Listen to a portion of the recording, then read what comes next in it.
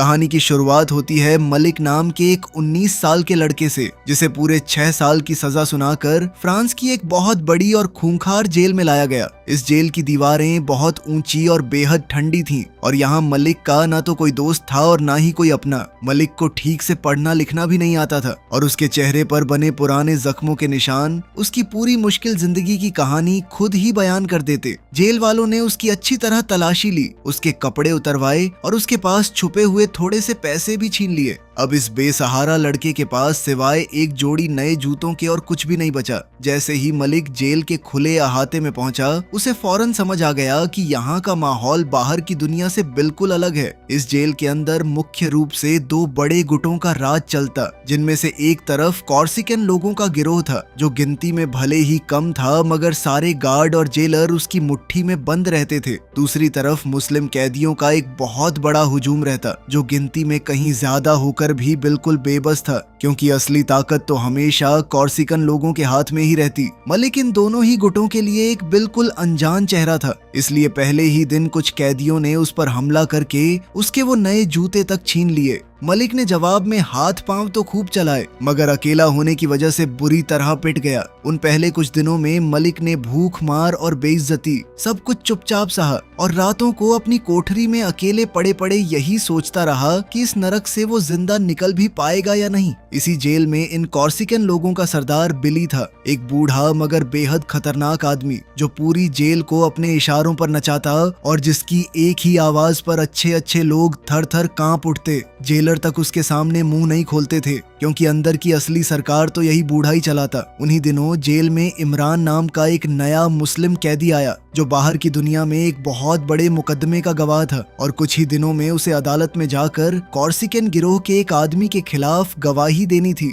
बिली किसी भी हालत में नहीं चाहता था कि ये गवाह जिंदा बचे, मगर असली मुश्किल ये थी कि इमरान मुस्लिम हिस्से में रहता और बिली के अपने आदमी वहां तक आसानी से पहुंच नहीं पाते। बस यहीं पर इस बूढ़े सरदार की नजर उस नए और कमजोर दिखने वाले मलिक पर जा टिकी। बिली ने मलिक को अपने पास बुलाकर उसके सामने एक ऐसी शर्त रखी कि उसे सुनते ही मलिक के पैरों तले से जमीन खिसक गई। उस बूढ़े ने साफ साफ कह दिया कि या तो वो इमरान को मार दे या फिर अपनी मौत के लिए तैयार हो जाए। मलिक बुरी तरह घबरा गया, क्योंकि उसने आज तक किसी का खून नहीं किया था, इसलिए उसने किसी तरह जेल के किसी बड़े अफसर तक अपनी बात पहुंचाने की कोशिश की ताकि इस फंदे से बच सके। मगर कॉर्सिकन लोगों को उसकी इस कोशिश की भनक लग गई और उन्होंने मलिक के सिर पर प्लास्टिक की थैली चढ़ाकर उसका दम घोंटते हुए डराया कि इस जेल में हुक्म सिर्फ उन्हीं का चलता है। डर के मारे मलिक ने एक आखिरी दांव खेला और जानबूझकर एक दूसरे कैदी की पिटाई में हाथ बटाया, ताकि उसे सजा के तौर पर सॉलिटरी कन्फाइनमेंट में डाल दिया जाए और उसे ये काम करना ही ना पड़े। मगर ये चाल भी काम नहीं आई, क्योंकि बिली ने उसे पकड़कर बहुत बुरी तरह पीटा। अब मलिक के पास इस खौफनाक काम को करने के सिवा कोई दूसरा रास्ता नहीं बचा। कॉर्सिकन लोगों ने उसे समझाया कि वो एक धारदार ब्लेड को अपने मुंह के अंदर गाल और दांतों के बीच छुपा कर रखेगा और फिर दोस्त बनकर इमरान के पास जाकर उसका भरोसा जीतकर सही मौके पर उसका काम तमाम कर देगा। मलिक ने अपनी कोठरी में अकेले बैठकर इस ब्लेड को मुंह में छुपाने का कई बार अभ्यास किया, मगर बार बार वो धारदार ब्लेड उसकी अपनी ही जीभ और गाल को काट देता और उसके मुंह में खून भर जाता। इस मासूम से दिखने वाले लड़के के लिए ये सब किसी भयानक सपने जैसा था, मगर अपनी जान बचाने के लिए उसे ये सब करना ही पड़ता। आखिरकार वो मनहूस दिन आ ही गया जब मलिक को इमरान की कोठरी में भेजा गया। इमरान को लगा कि ये सीधा साधा लड़का सच में उसका दोस्त बनने आया है, इसलिए उसने बड़े प्यार से मलिक से बातें की और जब उसे पता चला कि मलिक तो पढ़ना लिखना तक नहीं जानता, तो उसने उसे किताबें देने और पढ़ाने तक का वादा कर डाला। इमरान ने उसे एक प्यारी सी बात भी कही कि जिंदगी में हमेशा थोड़ा और समझदार बनकर आगे बढ़ना चाहिए। मगर उस वक्त मलिक के दिल में तो कुछ और ही पक रहा था और जैसे ही उसे सही मौका मिला, उसने अपने मुंह से वो छुपा हुआ ब्लेड निकालकर इमरान पर वार कर दिया।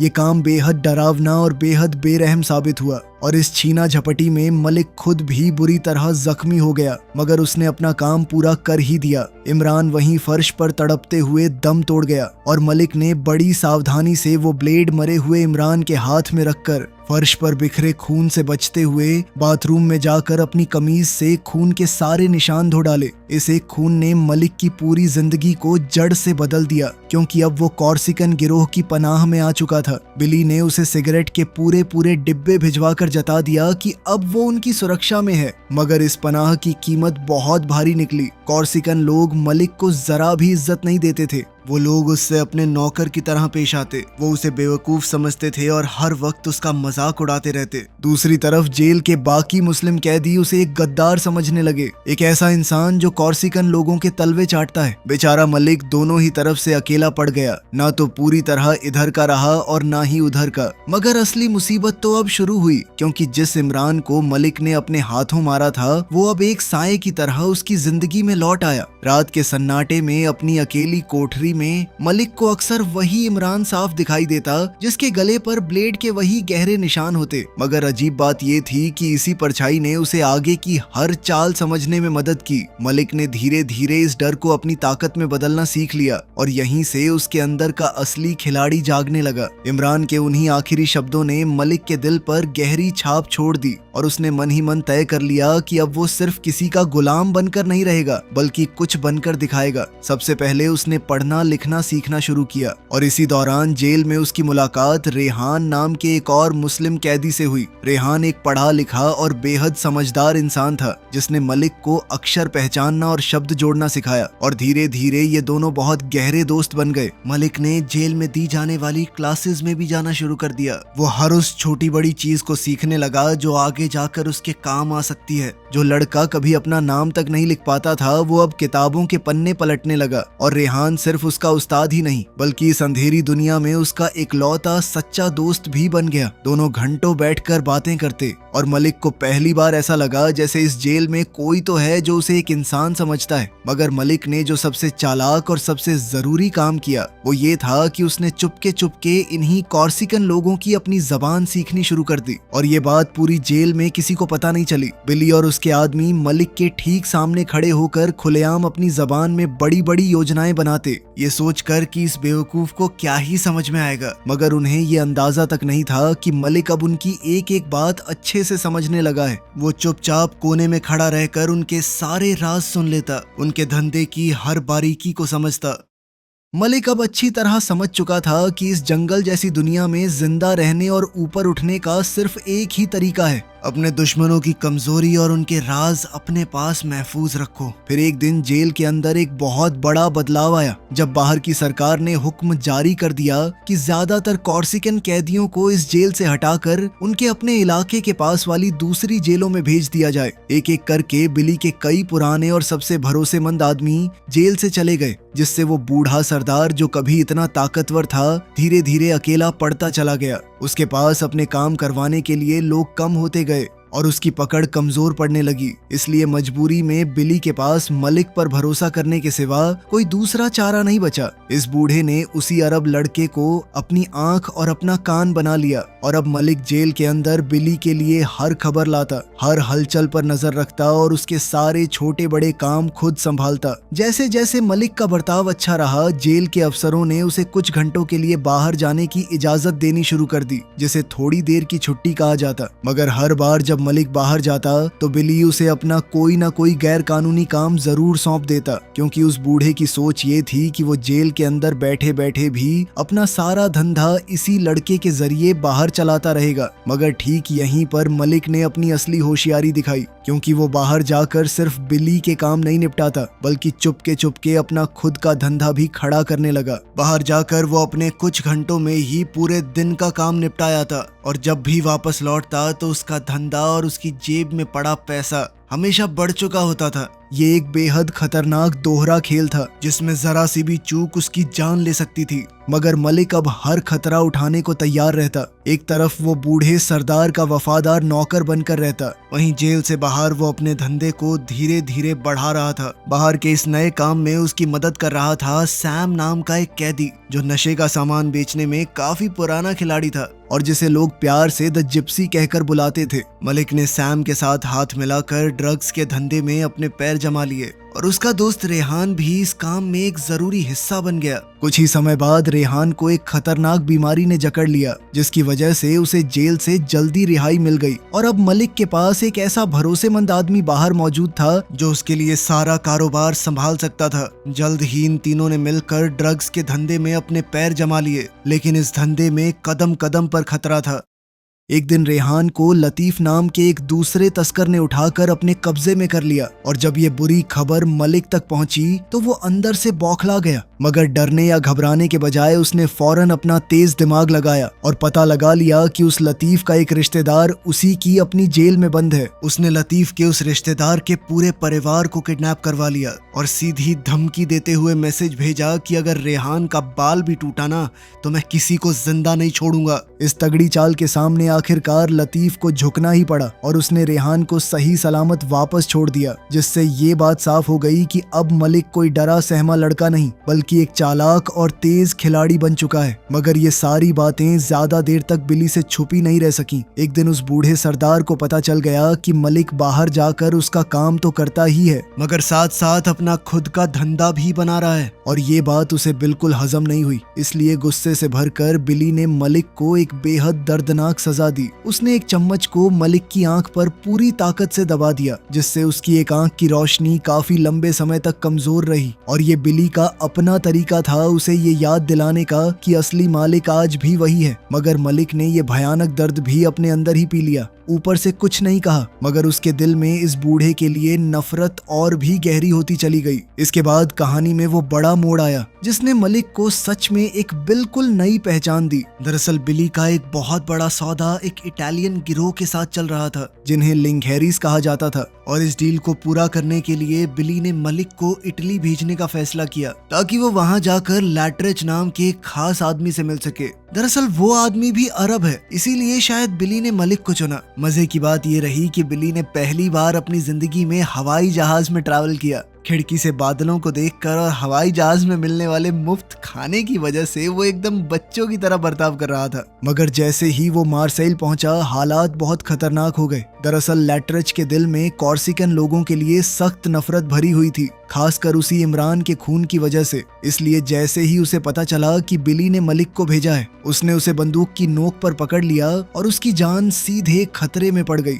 ऐसा लग रहा था मानो मलिक मरने ही वाला है, पर तभी सड़क पर एक साइन देखकर उसे पिछली रात देखा हुआ अपना एक सपना याद आया जिसमें बहुत सारे हिरन भाग रहे थे। उसने सीधा कहा कि गाड़ी को थोड़ा धीरे चलाओ, आगे एक हिरन टकराने वाला है हमसे। लेकिन सबको लगा कि वो बस बचने के लिए बकवास कर रहा है। तभी अचानक एक हिरन सड़क पर आ गया और गाड़ी सीधी उससे जा टकराई। इस एक अनहोनी घटना ने वहां मौजूद सबको हिलाकर रख दिया। लैट्रिच को तो अपनी आंखों पर यकीन ही नहीं हुआ कि इस लड़के ने आने वाली घटना के बारे में पहले से ही कैसे बता दिया, और उसने मान लिया कि मलिक के सर पर ऊपर वाले का हाथ है। हालांकि मलिक ने लैट्रिच को यह भी बिल्कुल साफ बता दिया कि उस इमरान को असल में उसी ने मारा था। फिर भी लैट्रिच उसकी काबिलियत और उसकी हिम्मत से इतना प्रभावित हुआ कि उसने तय कर लिया कि अब वो उस बूढ़े बिली के साथ नहीं बल्कि सीधे इसी नौजवान के साथ अपना धंधा करेगा। ये मलिक के लिए एक बहुत बड़ी कामयाबी थी, क्योंकि अब बाहर की असली दुनिया में भी उसकी अपनी एक मजबूत पहचान बननी शुरू हो गई। सब लोग मानने लगे थे कि उसके अंदर कोई खास ताकत है। इस घटना के बाद तो जेल के मुस्लिम कैदियों के बीच भी मलिक की धाक जमने लगी, और जिन लोगों ने कभी उसे गद्दार कहकर ठुकरा दिया था, अब वही लोग उसकी इज्जत करने लगे और उसके पीछे चलने को तैयार हो गए। एक तरफ जहां कॉर्सिकन गिरोह की ताकत लगातार कम होती जा रही थी, वहीं दूसरी तरफ मलिक की ताकत हर बीतते दिन के साथ बढ़ती गई। ये वही लड़का था जो कभी अपने जूतों के लिए सबसे पिटता रहा, मगर अब यही जेल के एक बड़े हिस्से का सरदार बनता चला गया। उधर बिली को अब ये महसूस होने लगा कि उसके अपने ही गिरोह में कोई गद्दार छुप कर बैठा है जो उसकी हर बात बाहर पहुंचा रहा है। दरअसल जेल के बाहर उसका काम संभालने वाला उसका मेन राइट हैंड आदमी जैकी चोरी छिपे इटालियंस के साथ हाथ मिला चुका था, और इस बात की भनक लगते ही बिली बुरी तरह जल भुन गया। उसने मलिक को एक बहुत बड़ा और बेहद खतरनाक काम सौंपते हुए हुक्म दिया कि वो बाहर जाकर इसी जैकी को खत्म कर दे। बिली के दिमाग में दरअसल एक शैतानी प्लान चल रहा था।